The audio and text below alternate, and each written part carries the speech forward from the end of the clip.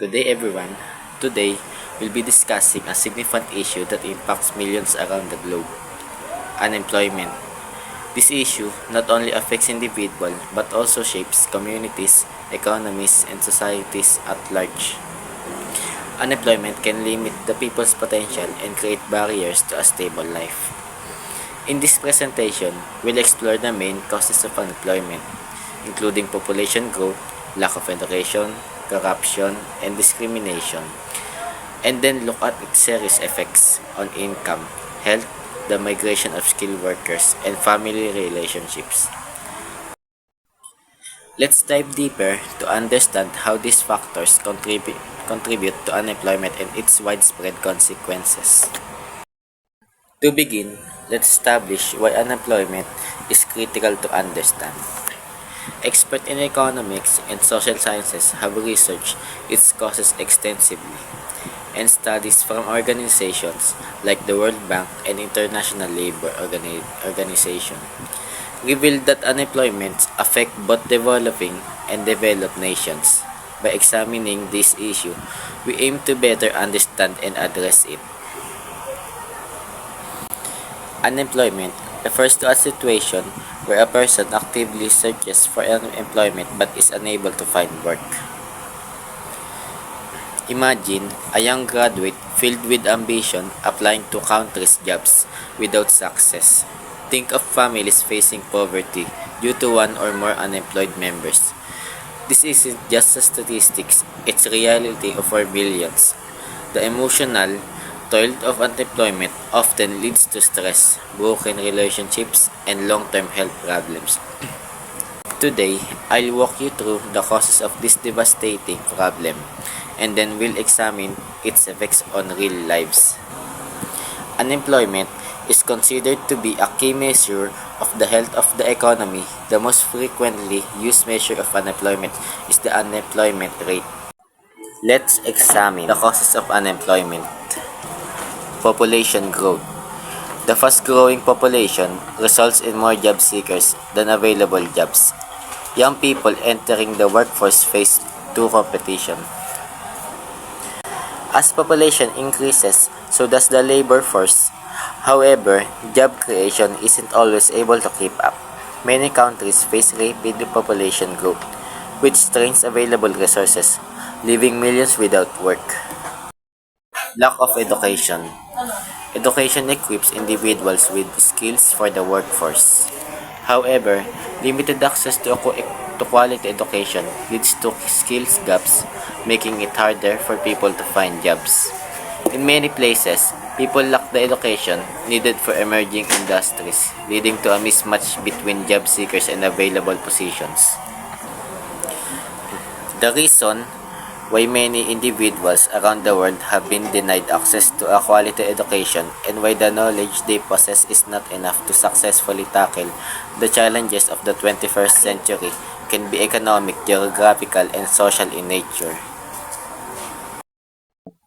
Corruption is another significant factor when hiring decisions are influenced by bribes or personal connections. Qualified individuals are left jobless. Corruption limits opportunities and hampers the economy, as capable individuals miss out on contributing their skills. Corruption favors those with connections, leaving others without access, resources, jobs, and opportunities.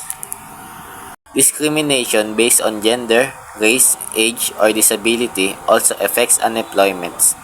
Many qualified individuals are overlooked due to biases leading to a loss of potential talent in the workforce.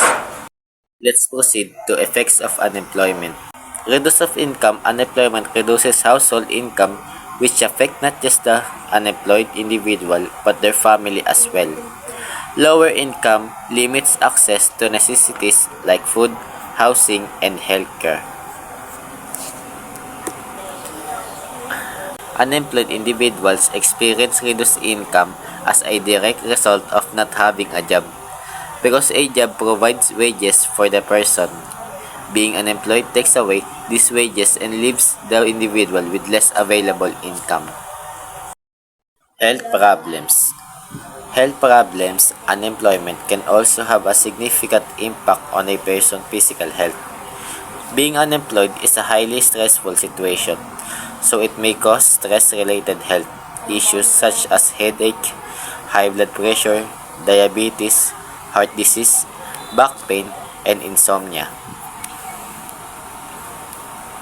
Health problem, the stress and frustration of being unemployed can lead to both mental and physical health issues, such as depression, anxiety, and heart disease.